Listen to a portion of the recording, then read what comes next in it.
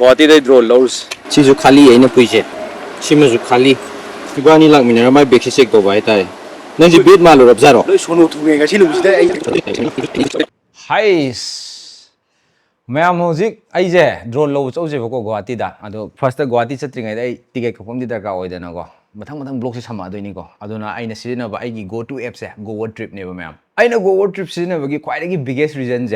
No convenience fee yaute hidden charges late. Simple way na dikhalam ko it actually makes a difference. Aduna ticket booking to boy pe ulake ko aina pa hajin musuna te. Aduna me amsu ubiramane ba travel app ayamba dadi akoina hana uriba price to adudagi heta hengalakone ba koina check out torom dai da ko example oina to piraga utlage ba ko me amda example oina sigi flight yeng biro same flight adagi same timing sida yeng je ba ko price difference ka am lagi do 30 July gi je khalle si select tore ko proceed to biro aduga continue la ani ko Chiloina skip towers je aduga aina thiga du picha hengale jubra 8978 ene hengaladra aduga hojiki poche same flight adagi same timing jemu go trip tamu yeng jebo ko sida khalle ko aigi adagi smaina thole tu sidana 8629 khatane ba ngasai convenience fee yaude na men oina haigi bido sida continue tower chalasi ko sisu skip adum tawrage ko hojiki to aina thiga du final price 8629 khatane ba picha hengalakte ba moi sidi best part ne ba Koino uriba potumak ni ba ina final checkout to thi debi sigine aduna ina go trip adum sinai je moi customer support yam nungai bani aduga hojikan di ko hotel booking bo ya hale go trip tak duna ai ticket kak thoge ko mem aduna mem sumaina lai to confirm tawre ai payment to bolor matung da hojiki same flight to ni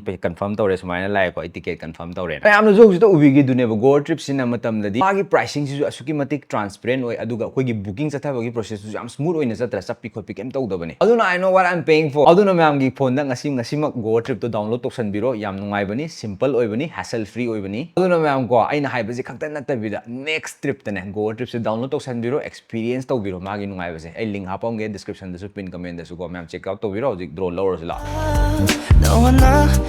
channel pa video call to re sai jo muse in chom da tum le ho ni e ba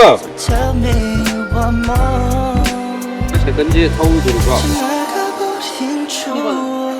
Inak na walam sida ko migi na one day ako gina 1 month to so city so ro kitre 1 month kan na tre ko adugi pam to so aina lega da hotel da kaksan gre house arriving today na thoido adugi pon me am to so lauro pro ka doing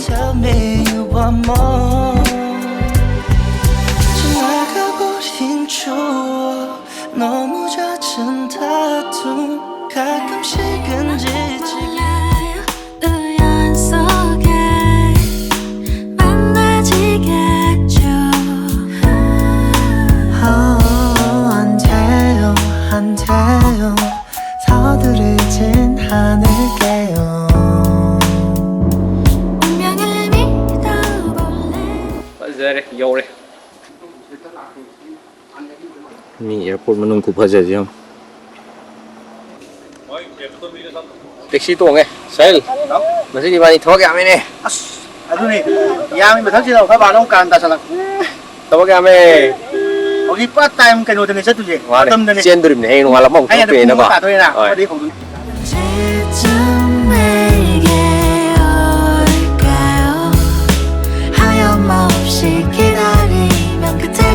Ma'am, I get drone. Kaki budu ne bako. Nanda ki surface ta laga palla legi bau. Tipo tharak pe aate na. Adun thoi na sila gulau gulak pune. Adun airport is direct dalai hotel kam to check in tauti.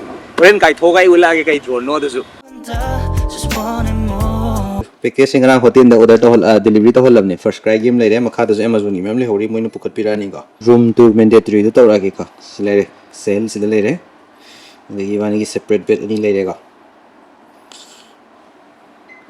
Silence the photo copy me. He's a ming James there. Mình chỉ thích quay. Oh. Zoom down đi. Chị gì?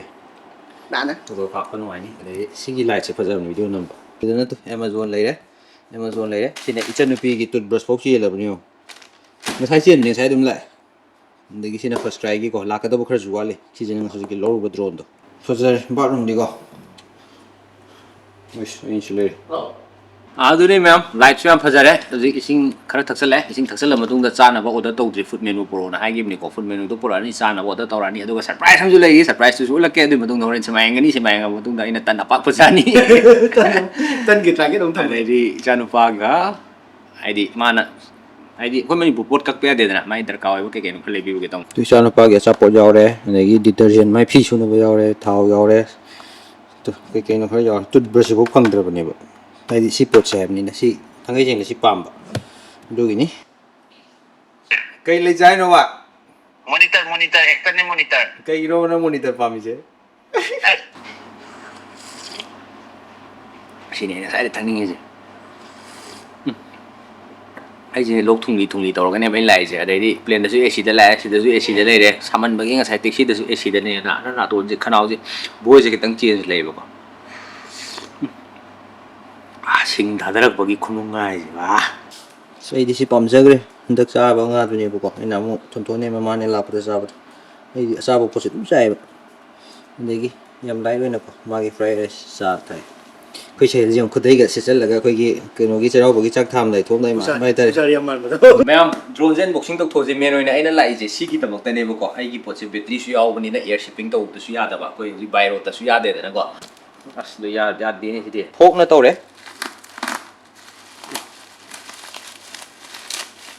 boxing di hero ni ani no khom sang da bin wild ta ban boxing ne ko finally ko pai da di pai ge na dai gi khalai ji di kui re ngam da ba ado Tentang tek tau na ngam mini 5 pro se pai ge aduna mini ma ai na mini jo ina lo bani na ma gi ai yam thoidunga knowledge di late drone ni matang de di ko aduna sina khara ko gi gram 2 gram ni makha da lei ko le kai na hai ai knowledge yam late ko aduna sumai na hai ye nga sima ai gi ko test pa ja ba ko tu tani ni pam je ba ai bek si di fa je dai di ang di bek di fa je dai di drone masa do kai sakra actually khu pha ja ma taw re kai ra se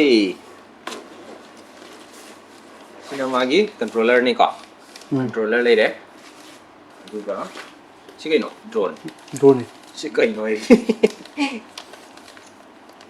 Tấm này.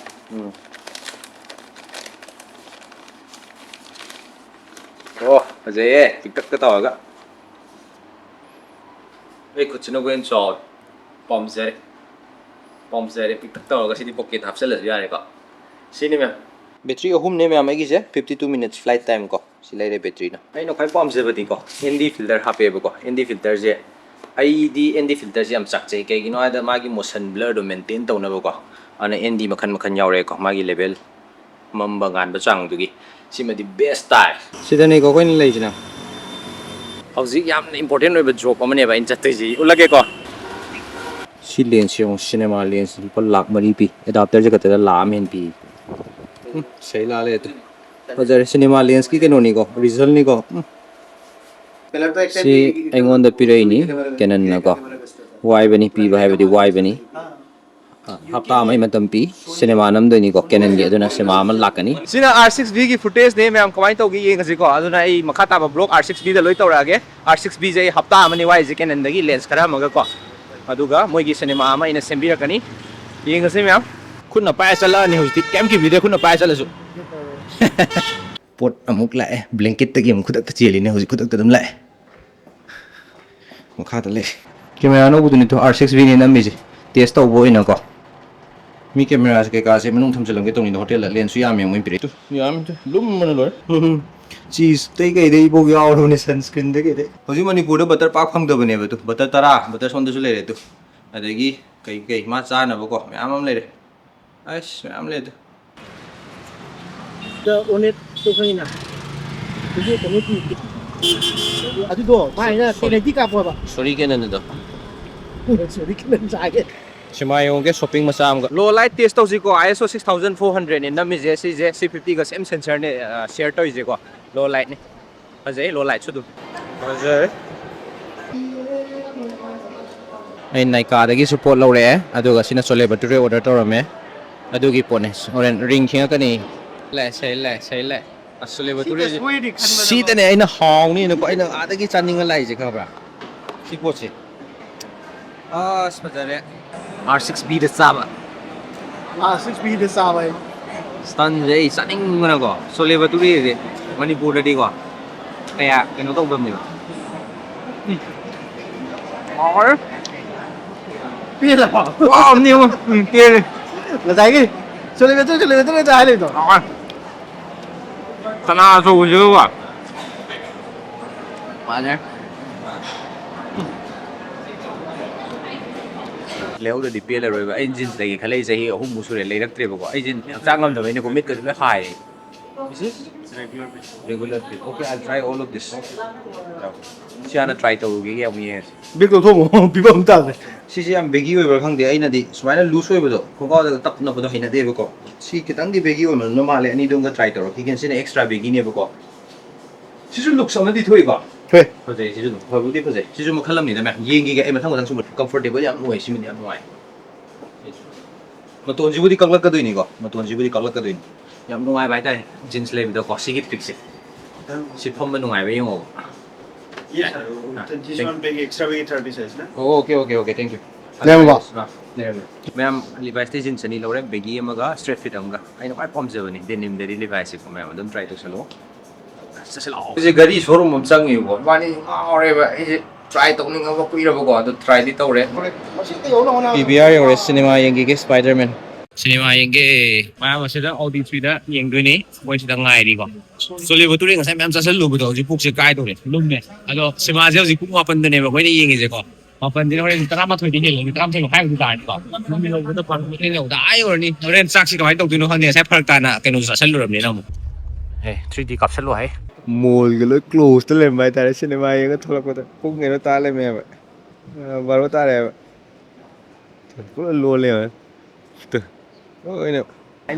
이바니 강가이래. 레이제. 몸 그래. 붕몸. 로 라이 테스트 떠래 거스다. 오넷 요래. Just wanted more. 너와 함께 있을 때 예전엔 안 그랬는데 그냥 집에 가고 싶은